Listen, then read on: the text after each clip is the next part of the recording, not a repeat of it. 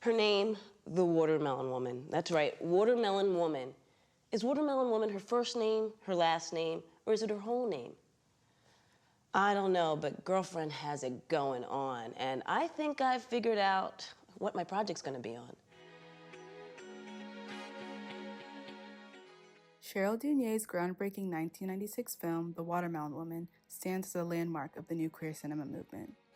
As the first feature film directed by an African-American lesbian, The Watermelon Woman occupies a unique position at the intersection of race, gender, and sexuality in American independent cinema. It added crucial representation to the queer cinema scene and the broader film industry through its innovative blend of fiction, mockumentary, and autoethnography. The film follows Cheryl, a young Black lesbian filmmaker and video store clerk, through the making of her latest film project about a Black actress known as the Watermelon Woman. As Cheryl embarks on her search, she uncovers information about the actress that parallels her own revelations about her personal and professional interests. The film concludes by revealing that the actress identified as Faye Richards is a fictional character created to represent the real Black queer women who have been marginalized from cinematic and historical memory.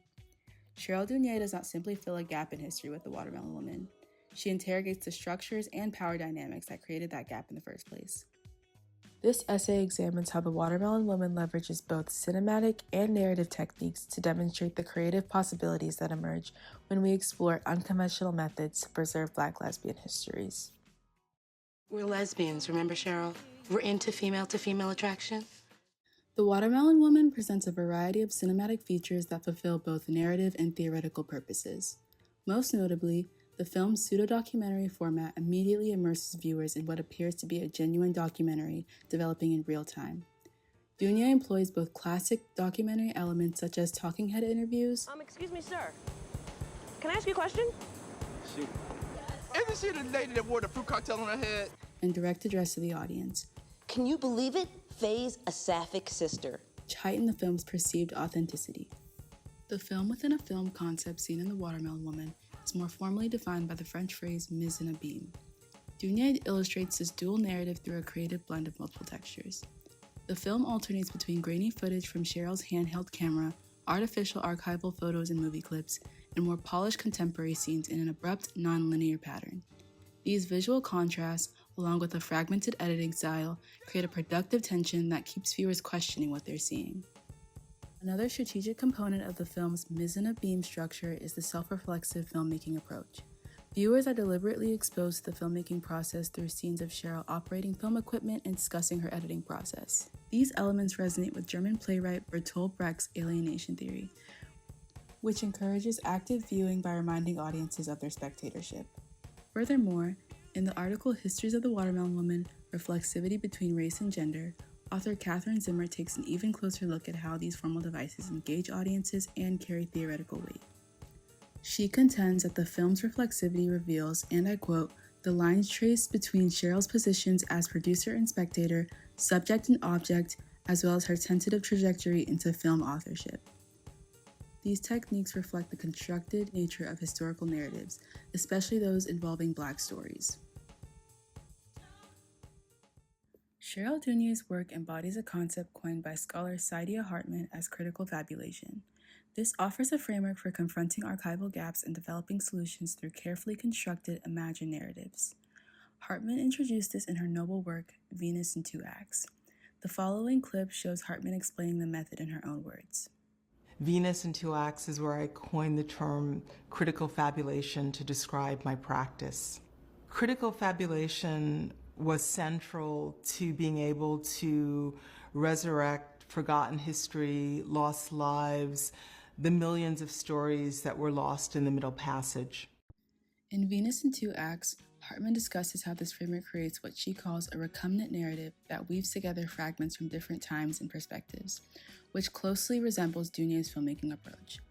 Like Hartman's Venus, Dunier's Watermelon Woman represents the countless Black queer women that have been erased from official archives.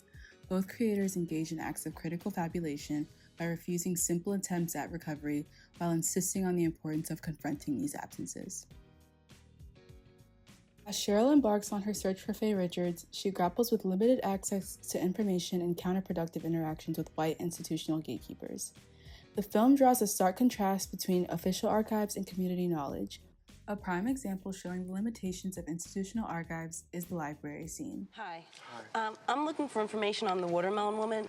She was a black actress in the 1930s. I seem to be having a bit of trouble. Nothing comes up. Check the black section in the reference library. This brief but pointed interaction exemplifies how the archive is simply a collection of information to this librarian. But for Cheryl, being a black queer filmmaker, it serves as a reminder of the erasure that she is attempting to correct through this film project.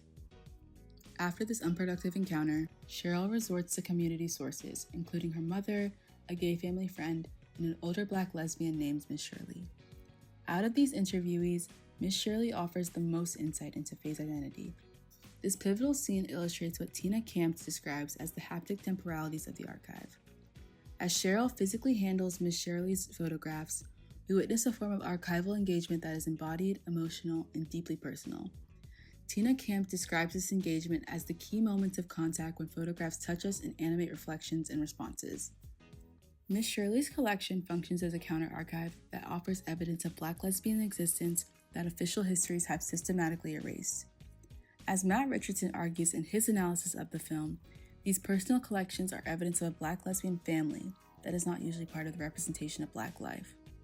This is further shown in the scene at the CLIT, or Center for Lesbian Information and Technology Archives, where Cheryl discovers more archival photos from Faye's past. Here, the film further emphasizes how queer communities have had to create and maintain their own historical stories outside of traditional records. The importance of these community archives is underscored by Camp's observation that photographs and photo albums move their subjects from mute to quiet subjects who refuse the silence imposed upon them. The distinction between muteness and quietness is crucial, as it suggests a refusal rather than an inability to speak. The final scene I'd like to highlight is the interview with feminist scholar Camille Paglia. During this interview, Paglia dissents African American scholarship critiquing the black mammy trope. She argues that the mammy offers a tender image of fuller-figured women and domesticity that has been misinterpreted by the black community. The mammy that her largeness of figure is desexualizing, degrading, dehumanizing, and this seems to me so utterly wrong. Where the large woman is a symbol of abundance and fertility is a kind of goddess figure. Even the presence of the mammy in the kitchen, it seems to me, has been misinterpreted.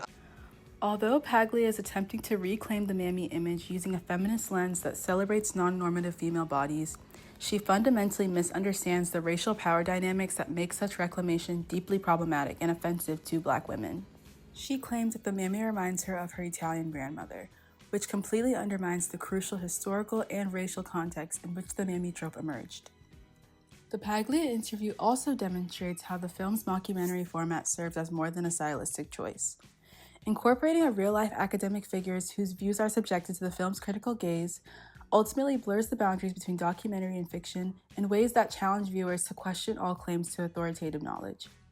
This technique embodies what Saidiya Hartman describes as illuminating the contested character of history, narrative, event, and fact.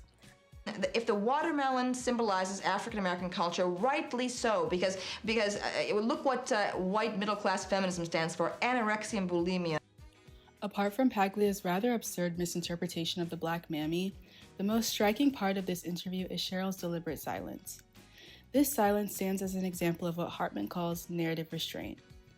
Rather than sparking debate with Paglia or attempting to correct her perspective, Cheryl simply allows her to speak, letting the audience witness the limitations of her analysis firsthand. This silence is not passive but strategic. By neither fully accepting nor directly opposing Paglia's perspective, Cheryl creates a third space of engagement that exposes the inadequacy of white feminist frameworks for addressing black women's experiences. The interview with Paglia also points to the crucial significance of racial consciousness. Gary Peller's article on race consciousness asserts that deep-rooted assumptions of cultural universality and neutrality have removed from critical view the ways that American institutions reflect dominant racial characteristics. Paglia's inability to recognize the specific racial dynamics of the mammy stereotype exemplifies how white intellectual frameworks often present themselves as universal, even though they reflect their privileged cultural and racial positions.